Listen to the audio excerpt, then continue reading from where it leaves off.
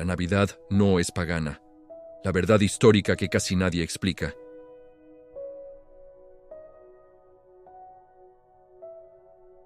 ¿Y si el mayor ataque contra la Navidad no fuera histórico, sino espiritual? Porque curiosamente, cuando alguien dice la Navidad es pagana, no está hablando solo de fechas, está hablando de algo mucho más profundo. Está diciendo, sin saberlo, Dios no entra en la historia. La fe es solo un símbolo. Nada es realmente sagrado. Y si eso fuera cierto, entonces la encarnación se derrumba, la cruz pierde peso, y la fe cristiana se convierte en una idea bonita, pero impotente. Aquí comienza nuestro viaje. No para defender una fecha, sino para recuperar el corazón del cristianismo. Porque si pierdes esto, pierdes algo esencial. Hay una herida silenciosa en el hombre moderno.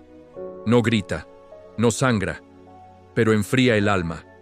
Es la sospecha. La sospecha de que todo lo religioso es una construcción tardía, de que nada es puro, de que incluso lo sagrado es solo un reciclaje de ideas antiguas. Y ahí, como una frase aparentemente inteligente, aparece esta afirmación: la Navidad es pagana. Muchos la repiten sin odio, incluso con alivio, como quien dice, ya lo sabía, nada era tan santo. Pero detengámonos un momento. Porque esta frase no nació en los primeros siglos del cristianismo, no nació en los padres de la Iglesia, no nació en los mártires, nació siglos después, cuando el hombre comenzó a desconfiar no de la Iglesia, sino de Dios. Aquí está la herida real. Cuando el hombre deja de creer que Dios puede intervenir en la historia, empieza a reinterpretar todo como símbolo, mito o manipulación. Entonces ya no pregunta, ¿Dios se hizo hombre? Sino, ¿quién inventó esta historia? Y esto cambia todo, porque el cristianismo no se presenta como una filosofía elevada, sino como una irrupción violenta en el tiempo. Un Dios que nace, que llora, que sangra, que muere. Eso es insoportable para una mentalidad que quiere a Dios lejos. Por eso la Navidad incomoda. Aquí es donde muchos se detienen, y sin darse cuenta, se pierden lo esencial. Porque si la Navidad es solo un rito tomado del paganismo, entonces Cristo deja de ser el centro y pasa a ser un actor más en la historia religiosa del mundo. Pero si Cristo deja de ser único, entonces deja de salvar.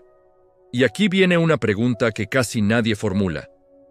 ¿Cómo un movimiento que fue perseguido, ridiculizado y asesinado por rechazar el paganismo, iba a fundar su misterio central sobre una fiesta pagana? Los primeros cristianos no adoraban al sol. Morían por no hacerlo. No adoraban al emperador. Morían por no hacerlo. No aceptaban dioses híbridos. Morían por no hacerlo. Entonces, ¿de verdad creemos que esos mismos cristianos decidieron copiar una fiesta pagana para facilitar la evangelización? Eso no encaja con la historia, ni con la psicología del mártir. Aquí la sospecha empieza a resquebrajarse. La acusación contra la Navidad dice más de nuestra época que de la Iglesia antigua. Porque nuestra época no soporta la idea de un Dios que entra en el calendario, un Dios que marca un antes y un después. Pero el cristianismo siempre ha afirmado esto. La historia ya no es neutra, porque Dios la ha habitado. Y si esto es verdad, entonces tu vida tampoco es neutra. Aquí la pregunta queda abierta. Hasta ahora hemos visto la herida, la sospecha, la desconfianza hacia un Dios que entra en el tiempo. Pero ahora llega el momento decisivo del viaje. No para defender una fecha, sino para revelar algo mucho más profundo. Porque el cristianismo no nace preguntándose qué día celebramos, sino proclamando qué ha ocurrido realmente. Y lo que ocurrió fue tan radical que partió la historia en dos: antes de Cristo, después de Cristo. Eso no lo hace un mito, eso lo hace un acontecimiento.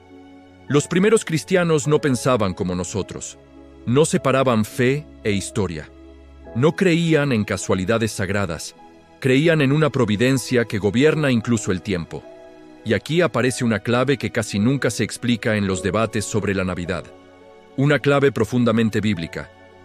En el judaísmo antiguo existía una convicción: los grandes profetas morían el mismo día en que habían sido concebidos. No como superstición, sino como símbolo de plenitud. Una vida cerrada en Dios, sin fragmentos. Los cristianos heredaron esta forma de pensar, y cuando comenzaron a reflexionar sobre la vida de Cristo, no empezaron por Belén, sino por el Calvario. La cruz es el centro. Todo se ordena desde ahí. Los primeros cristianos sabían, por tradición apostólica y cálculo pascual, que Jesús murió durante la Pascua judía, y situaron esa Pascua en el 25 de marzo. Aquí ocurre algo decisivo. Si Cristo murió el 25 de marzo, y si, como creían, los grandes enviados de Dios eran concebidos el mismo día de su muerte, entonces el Verbo se encarnó el 25 de marzo, y 9 meses después, nace. El 25 de diciembre. No por el sol, por la cruz, no por un culto pagano, por una teología profundamente cristiana. Aquí muchos se sorprenden, porque nadie se los había dicho así. San Agustín lo expresa con una claridad luminosa. Para él, Cristo es el Señor del tiempo, no un prisionero de los astros. No es el sol quien da sentido a Cristo. Es Cristo quien da sentido al sol. Por eso Agustín no teme decir que Cristo es la verdadera luz que ilumina a todo hombre. No como metáfora poética, como afirmación ontológica. Cristo no refleja la luz, la origina. Ahora entendemos algo clave. Cuando Roma celebraba el sol, Invictus, no celebraba la victoria moral del bien. Celebraba la repetición eterna del ciclo. El sol muere, el sol renace. Todo vuelve a empezar. El cristianismo rompe ese ciclo. Cristo no vuelve a nacer cada año. Nació una vez, en un lugar concreto, de una mujer concreta, bajo un imperio concreto. La historia deja de ser circular y se vuelve lineal. Tiene inicio, tiene sentido y tendrá consumación. Esto es profundamente anticósmico y profundamente cristiano. San León Magno, doctor de la Iglesia, lo proclama sin complejos en sus homilías de Navidad. No habla del sol, habla del asombro, del Dios que, sin perder su gloria, entra en nuestra pequeñez. Para León, la Navidad no es una estrategia cultural, es un escándalo teológico. Dios no se disfraza de hombre, se hace hombre, y eso cambia la materia, el cuerpo, el tiempo. Por eso la Iglesia se atreve a decir que ese día no es uno más, no porque el calendario sea mágico, sino porque fue tocado. Aquí aparece una tensión decisiva. Mientras el paganismo diviniza las fuerzas del cosmos, el cristianismo humaniza a Dios. Mientras unos miran al cielo buscando ciclos, otros miran un pesebre y descubren el rostro del Padre. Y aquí la Navidad revela su verdad más profunda. No celebra la naturaleza, celebra la gracia. No exalta el retorno del sol, proclama la entrada del Creador en su creación. San Juan Crisóstomo lo dice con fuerza pastoral. Hoy lo eterno entra en el tiempo, hoy el invisible se deja ver. No hay nada pagano en eso, hay algo mucho más subversivo. Aquí es donde muchos se detienen. Porque esto exige una decisión interior. Aceptar que la Navidad es cristiana implica aceptar que Dios actuó realmente, no simbólicamente, no moralmente, históricamente, y eso ya no nos deja intactos. Porque si Dios entró en la historia, entonces puede entrar en tu historia. No como idea, como presencia. La Iglesia no cristianizó una fiesta solar. Proclamó algo mucho más peligroso, que el sol verdadero no nace del cielo, sino del vientre de María, y que desde ese momento el tiempo ya no es huérfano. Cristo ha nacido. La historia tiene sentido, pero aquí surge la siguiente pregunta, la que muchos no quieren enfrentar. ¿Y qué hacemos con las objeciones? Toda verdad que vale la pena termina siendo confrontada. No porque sea débil, sino porque exige algo del que la escucha. Y la Navidad no es la excepción. Si fuera solo una tradición entrañable, nadie la atacaría. Pero precisamente porque afirma que Dios entró en la historia, provoca resistencia. Escuchemos entonces las objeciones, no como ataques hostiles, sino como dudas humanas que muchos llevan en silencio. La primera objeción suena razonable. Los evangelios no dicen que Jesús nació el 25 de diciembre, así que esa fecha es una invención posterior. Es verdad, los evangelios no dan una fecha explícita, pero aquí hay un error de enfoque. Los evangelios no son diarios personales, son testimonios teológicos anclados en la historia. No nos dicen el día exacto, porque su intención no es cronística, sino reveladora. Sin embargo, hacen algo mucho más importante. Sitúan el nacimiento de Jesús en coordenadas históricas reales. Hablan de Herodes, hablan de un censo, hablan de una genealogía concreta. El cristianismo nunca nació como un mito fuera del tiempo. Nació bajo gobernantes, impuestos y persecuciones. La segunda objeción aparece enseguida. Pero ya existían fiestas paganas en diciembre. Eso prueba que la Iglesia copió esas celebraciones. Aquí es donde debemos detenernos con calma. La mera coexistencia de fechas no prueba dependencia. Si así fuera, tendríamos que concluir que todo lo que ocurre en diciembre es necesariamente pagano. La pregunta correcta no es ¿había fiestas paganas en diciembre?, sino ¿qué significado les dio el cristianismo? Y aquí la respuesta es contundente. Las fiestas solares celebraban ciclos, la repetición eterna de la naturaleza. La Navidad proclama algo opuesto, un acontecimiento único, irrepetible, que rompe el ciclo. No hay repetición del nacimiento de Cristo. Hay memoria de un hecho. Eso no es paganismo, es historia sagrada. San Agustín enfrentó esta objeción ya en su tiempo, y no lo hizo esquivándola. La confrontó directamente. Agustín reconoce que algunos confundían a Cristo con el sol, pero su respuesta es clara y casi irónica. Cristo hizo el sol, no puede ser su siervo. Para Agustín, si algunos paganos adoraban al sol, eso no descalifica a Cristo. Desvela más bien un deseo mal dirigido de luz verdadera. La fe cristiana no absorbe ese deseo, lo corrige. La tercera objeción suele venir desde ciertos ambientes cristianos. Celebrar la Navidad es una corrupción posterior. Los primeros cristianos no lo hacían. Esta afirmación es engañosa. Es cierto que los primeros cristianos no celebraban la Navidad como la conocemos hoy, pero tampoco celebraban la Pascua como la celebramos hoy.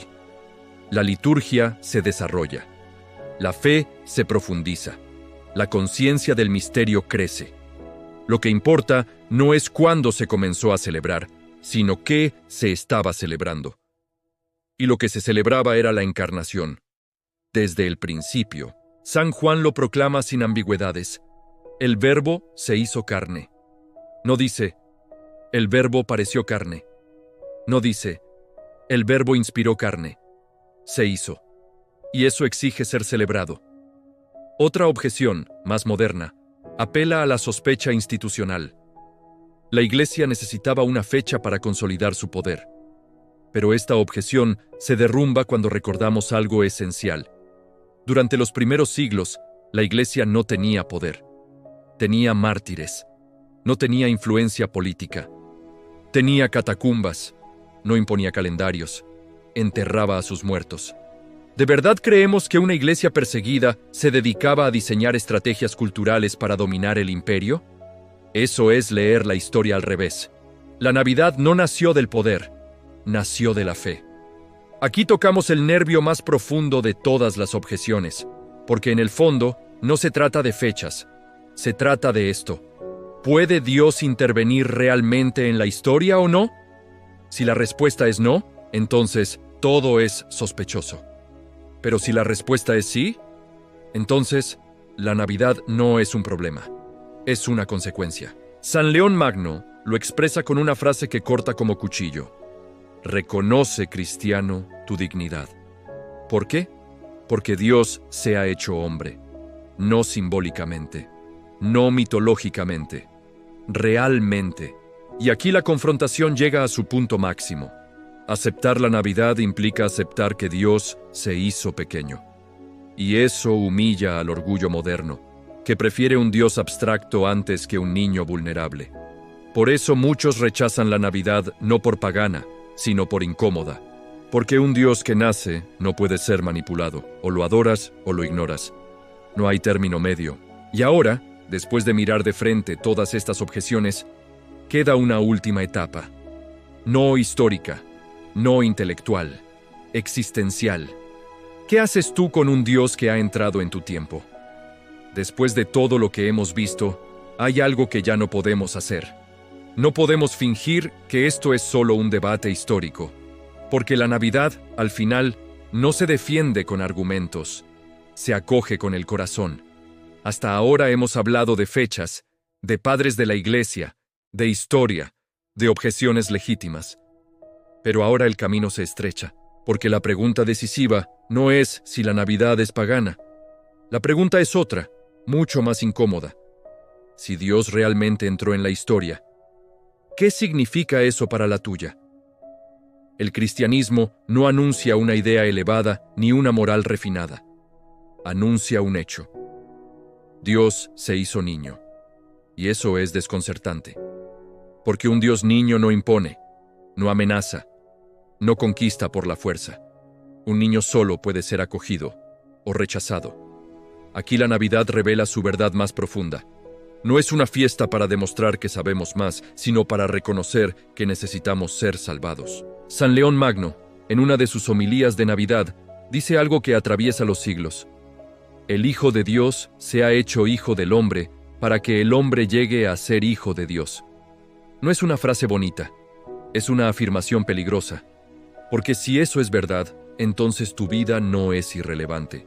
Tu carne no es despreciable. Tu historia no está perdida. Dios no vino a rescatarnos desde lejos. Vino desde dentro. Aquí comprendemos por qué la Navidad no puede ser pagana. Porque el paganismo teme la carne, teme la fragilidad, teme el límite. Pero el cristianismo se atreve a decir que Dios abrazó todo eso, que lloró, que necesitó ser alimentado, que confió su vida a los brazos de una mujer, y aquí aparece María, silenciosa, pero central. La Navidad no es solo Dios entrando en el tiempo, es Dios pidiendo permiso, esperando un sí. Eso lo cambia todo. Porque si Dios pidió permiso, entonces sigue pidiéndolo hoy. No entra a la fuerza en tu vida, no rompe la puerta, llama. La Navidad no sucede automáticamente, sucede cuando alguien abre. Aquí el documental deja de ser documental y se convierte en espejo. Porque tal vez tú también has oído muchas veces que la Navidad es una invención, una manipulación, una costumbre vacía. Pero tal vez, en el fondo, esa sospecha te protegía, porque aceptar la Navidad significa aceptar que Dios está más cerca de lo que te gustaría. Un Dios lejano no exige nada. Un Dios niño, sí.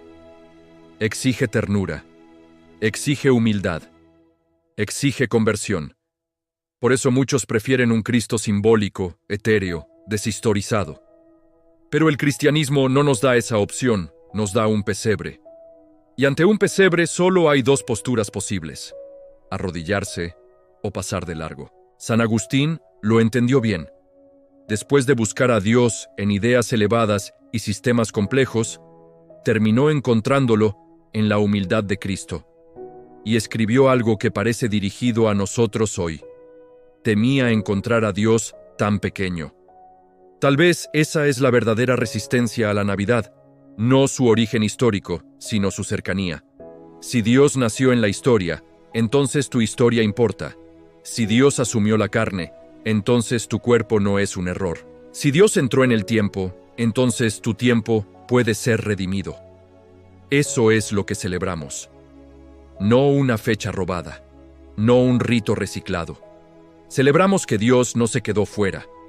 Y ahora, antes de terminar, hagamos lo único coherente después de todo este camino. Silencio interior. Señor Jesús, sol que no conoce ocaso, luz verdadera que entraste en nuestra noche. Hoy no te pedimos explicaciones, te pedimos presencia. Nace en nuestras dudas, nace en nuestra fragilidad, nace en lo que hemos cerrado por miedo, Que esta Navidad no sea solo recordada, sino vivida. Amén. Si este video te ayudó a comprender que la Navidad no es un mito, sino una visita de Dios, te invito a suscribirte al canal, a compartir este mensaje y a permitir que otros también se encuentren con la verdad, porque la Navidad no se defiende, se anuncia y se vive.